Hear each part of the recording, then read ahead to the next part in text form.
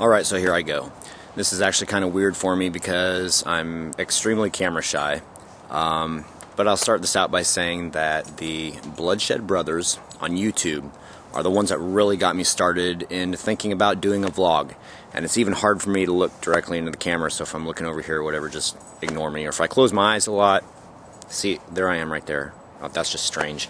Anyway, the haunted house this year for 2010 is not going to happen. It's not going to materialize just due to financial stress or whatever.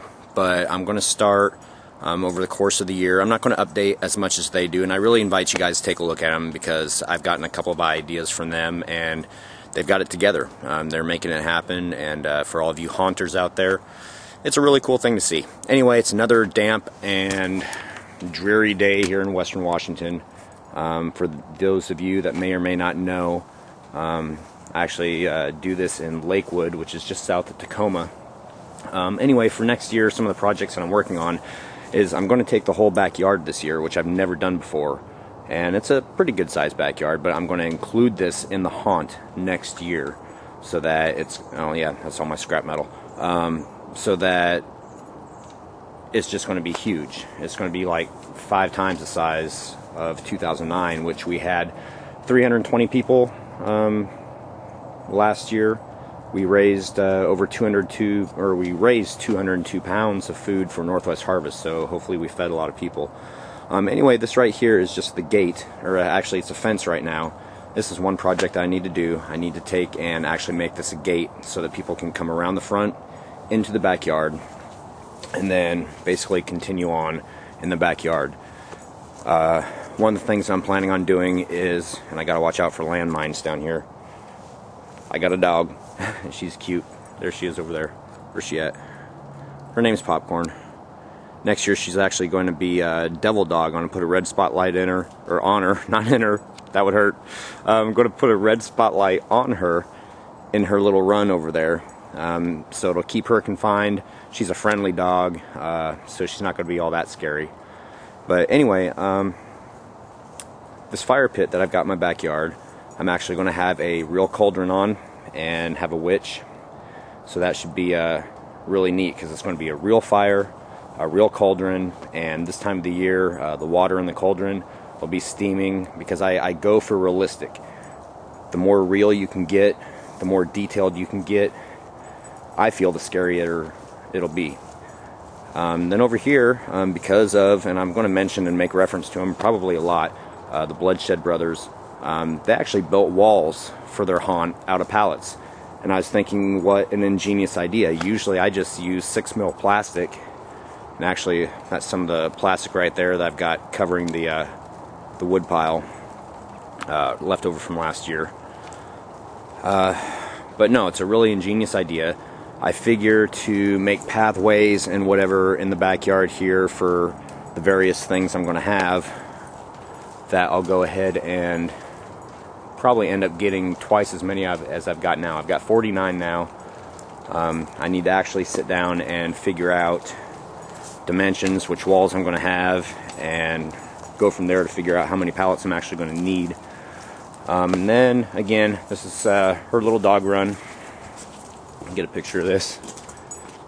Say hi, Popcorn. Speak! Or don't. Anyway, so this right here, she'll be in here next year with the red spotlight on her. Probably not going to dress her up in costume because I don't think that she'd take it. She's kind of a, well, maybe not right now, but she's usually an ADHD dog, just like all over the place. Kind of subdued today. But we're going to come around here through this fence, and there's several different props that I'm going to be working on. Well, you'll see them in a second, but this right here is remnants from the car that I'm currently cutting up. You may have seen the other video on it, I'm not sure. These are the bushes that line basically what's going to be the exit of the haunt, and I want to check with my neighbor to possibly see if I can't get maybe an actor on the other side, or even more ingeniously hook up like a wiper motor on an infrared trigger to actually make the bushes shake, and do it in maybe 3 different spots. So as they pass each section, the bushes will shake and it'll basically scare them right out the front. Now, if you saw my other video, then you'll know that I like to fabricate things. I like to go for realism, like I said before. And this right here is a, and I screwed this up before in saying what it was. It's a 1991 Mercury Sable, and I've actually have gutted the car. As you can tell, there's only like less than half of it remaining. What I'm going to do with this is actually make a moving prop. So basically, the people will hit the infrared detector. Actually, prior to that, this car is going to be having an audio track. I'm going to use a boo box, and it's going to have an MP3 audio track of the car idling. It will have a fog machine coming out of the tailpipe, so that'll look like actual exhaust, or pretty close to it. The tail lights and license plate lights will be on continuously. When people come up and they hit the infrared motion detector, the trigger, what's going to happen at that point is the audio track will change, and there'll be a slight delay to make sure that people are right up on the car. But the audio track will change, the engine will rev like 2 times, and I've pre-recorded all this stuff too. But the audio track will rev 2 times, then the brake lights will come on, the reverse lights will come on, the brake lights will go off, and then all you're going to hear is screeching tires, and this car is going to be moving towards you probably 5 to 6 miles an hour over a distance of, I'm estimating, about 6 feet. And safety, I want to actually come back in the backyard for a second. Safety is like a huge issue, because last year, if you watch the other videos, I had the following spike wall, and they weren't real spikes. Those spikes were actually just plastic swords that I found cheap at, I think it was one of the store, Goodwill or something like that. And they were just pushed through styrofoam. That whole falling spike wall was just a styrofoam board that I bought from Lowe's. It was mounted inside a 2x2 wood frame with just long screws going into it. So if it had gone into anybody, it basically would have just broken away, or at least flexed enough it wasn't going to actually hurt anybody. And I had so many guide wires on that in case the hinges broke, in case the top piece broke. If that were to happen, then the guide wires would allow it to swing away from people, not into people. So I mean, safety is a huge factor. So going back to that, actually continuing that, this right here is actually the chain link fence that I used last year for Freddy. When he took his claws across it, it would actually spark. And I never showed this before, but the continuity, as far as, you know, the pieces, because it's galvanized, there's not a lot of continuity between the pieces, and it's not stretched all that tight either. So in order to get it to work, and I know it's been a year. Oh, by the way, the date and everything, it's Halloween Eve, so it's the 30th of October right now. And yes, I'm depressed I can't do Halloween this year, but it is what it is. So anyway, what I did is I took wires, and I attached wires to every other chain link. And what that does is it just puts the whole continuity through the whole fence. And I used 2 car batteries. I believe that I hooked them in series. It was either series or parallel. Let me think for a second.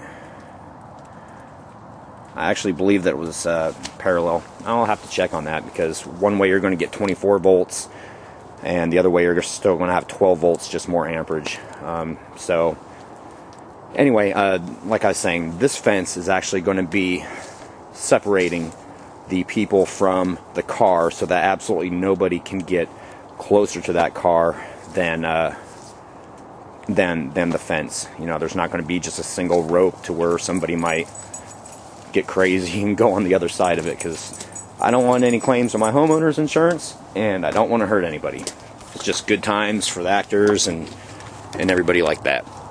So, going back to the car that I originally started talking about, Are you guys bored yet? I'm not, because I'm thinking about next year. It's going to be awesome. So anyway, the project today, or tonight, because it's already 6 o'clock and it's starting to get dark, so I'm going to have to light it up a little bit, which I'm not even sure if you can see that right now. My goal for today is to pull the door panels, the inside door panels off, because when I chop this car for the final cut, it's actually going to be going just in front here of this last support pillar, because I want to be able to support the windows. The view is going to be from the back. I'm going to have pallets lining up on both sides of the car, and essentially what I want, you know, when the prop is actually a static prop before it moves, I don't want anybody to be able to see that it's only, you know, a third of a car. It won't be until it moves that they might see that. However, the pallets will be lining all the way up to that fence I just showed you. So they probably won't notice that. Their greatest fear is going to be the car coming straight at them. So anyway, today, depending upon what happens, I'm going to try to, oh yeah, how do you like nose hairs? Just kidding. I'm going to try to finish pulling the door panels on it.